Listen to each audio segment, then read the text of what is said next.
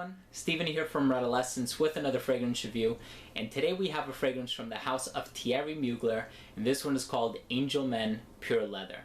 Now this is the 5th release of the Angel Men line, of the Pure line I should say. We have Angel Men Pure Malt, Pure Havane, Pure Coffee, Pure Shot, and now we have Pure Leather. Now there is another one on the market that colloquially goes by the name of Pure Chili. However, the formal name is the Taste of Fragrance, so I did not include that one. Now this is a fragrance that was selected by Thierry Mugler in 2012 to be aged in a vat for 4 weeks with leather straps so that they may be infused with the redolent characteristics or essences of leather. So you have that overtone or nuance of leather, but this is the fragrance from the Angel Men line that smells the most like the original composition. So the 4 fragrances that were chosen to be infused with leather are Angel Men, Angel for Women, Alien, and Womanity. Now this is a brand new fragrance, 2012, was just released. I still don't think it's readily available in the United States just yet. I've looked at department stores just last week and I still couldn't find it, but you could find it online at muglerstoreiusa.com. One size available for this one. It's a 3.4 ounce and you're looking at $88. Now this is a limited edition release, so please, if you can, get your hands on it while you can, because as we've seen happen with Angel Men Pure Malt and Pure Havane, they became discontinued and the prices were super inflated on eBay, ranging anywhere from $200 to $300 for a single 3.4 ounce bottle. So get this one while you can, and we're going to talk about the smell in a bit, but up next let's tackle presentation.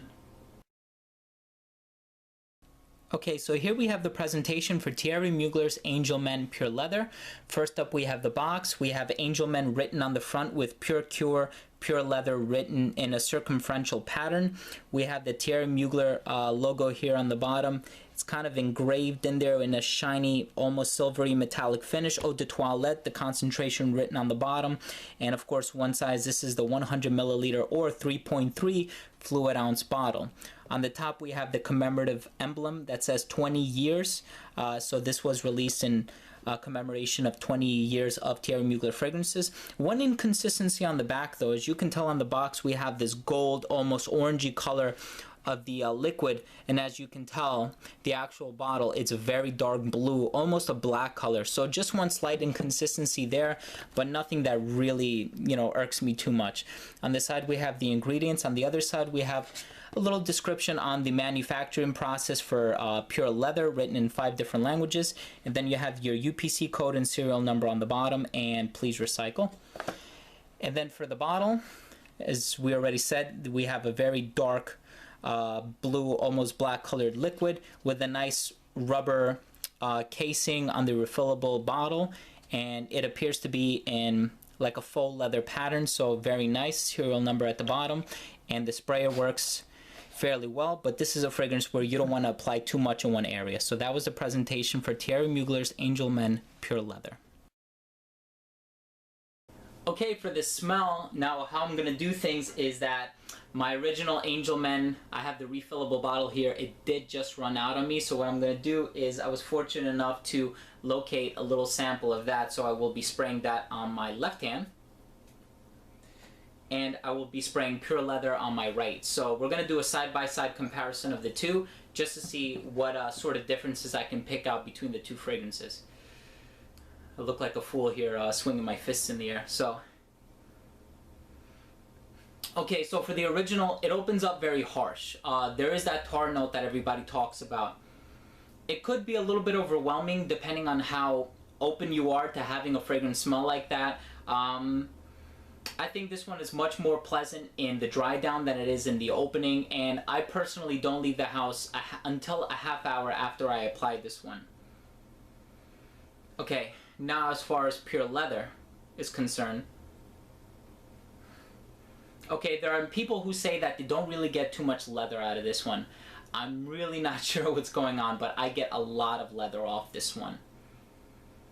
Okay, that tar note is still there. I have to say it's alive and well. I'm still getting the tar note. However, it's not as pronounced as the original in my opinion, but it's still very evident, very recognizable. I can pick it up right off the bat. Okay. Now, this is one of the reasons why I think that the fragrance being aged in a vat for 4 weeks is just a marketing strategy, because there are a few other alterations, I think, to the composition. The patchouli is a little bit toned down, and so is that tar note in the opening. Now, it still opens up with that sweet caramel feel. Both of them are very sweet, so they're gourmand in essence.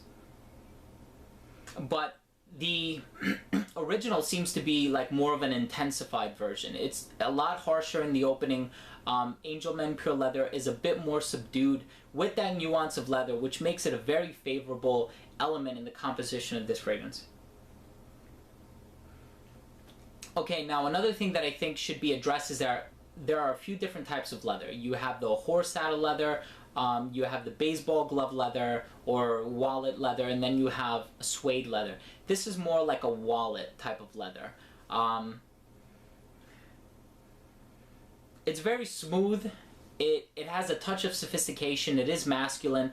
It's a very pleasant smell. I don't think it's going to offend people as much as the original Angel Men would. With the original, it just opens up very harsh, but when it dries down to that gourmand, caramel, vanilla, milk, feel of the fragrance, it's very, very pleasant. But this is the one, in my opinion, that does resemble the original composition the most, and which is why I favor this over the original, especially if I'm going to wear it in a type of environment where there are going to be a lot of people. I definitely don't want to offend anyone, and I don't want it to be cloying. I don't want people to take a step away from me because they don't like my fragrance. So it's definitely a fragrance that if you feel like you could pull it off, then definitely wear it by all means. If you feel like this one is not up your alley, then I would recommend to stay away from it. But this is definitely a toned down version of the original. Now, I didn't go over the notes, the pyramid, just because there are so many listed. I think that could jumble things up and confuse and even complicate things. So for the most part, I do get the caramel, I get the vanilla, definitely get a little bit of patchouli, not as much as the original, and there's definitely a nuance or an undertone of leather. Now, it's definitely not the star player, it's more of the backbone of the fragrance, not necessarily as prominent as it is in, say, Tuscan leather from Tom Ford, the private blend, but it's definitely a little bit more subdued. So it's an excellent addition, excellent touch, and I think it's very, very well balanced.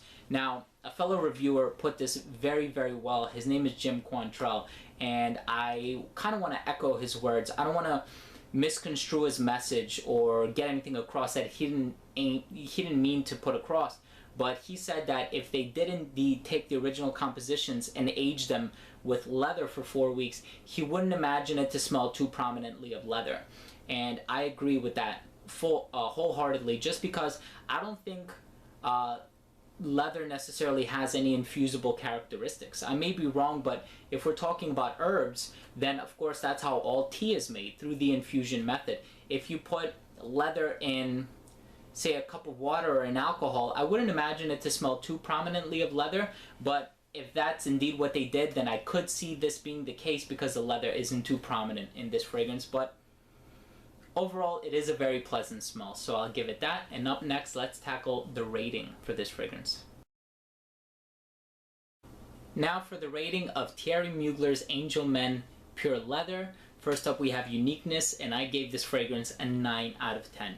I already love the original composition, and then in this one, they just took leather, they made it an overtone as opposed to an undertone, so it has that nuance of leather. It's very sophisticated, it's very subtle, and it's not necessarily the star player, but it is the backbone of the fragrance, and it does stand out, especially on my skin. So it's a very, very carefully blended composition, so I gave this one a 9 out of 10 for uniqueness. Now for longevity, I gave this one an 8 out of 10. This is an eau de toilette concentration, and this one lasted a good 8 hours on my skin. Now, I do suffer from dry skin, so I don't get particularly good longevity out of fragrances, but this is one that did an exceptional job on my skin, so 8 out of 10. For projection, I gave this one an 8 out of 10 as well. This one projects for a good 3.5 to 4 hours, and I would say it projects for a little bit more than an arm's length, gradually decreasing in space over time. So an 8 out of 10 for projection. Very good job out of this one. And then for versatility, I gave this one a 6 out of 10. I took it down a few notches just because this one is, even though it does have that overtone of leather, it's still particularly sweet. So I can't imagine myself wearing this in a professional setting. I wouldn't wear this one to work, even though it's not as cloying in my opinion as the original. I wouldn't wear this one to a job meeting, but it is a very unisex fragrance. So I can picture a woman wearing this one as much as I could picture a man with a playful, personality or attitude wearing this one. So if you think it satisfies or it suits your personality, then by all means wear this one and accessorize accordingly. But it's a very sweet, very lovely fragrance to say the least. And then up last we have presentation, and I gave this one a 9 out of 10 as well. I think the presentation is gorgeous. It stands out with the faux leather finish on both the box and the bottle.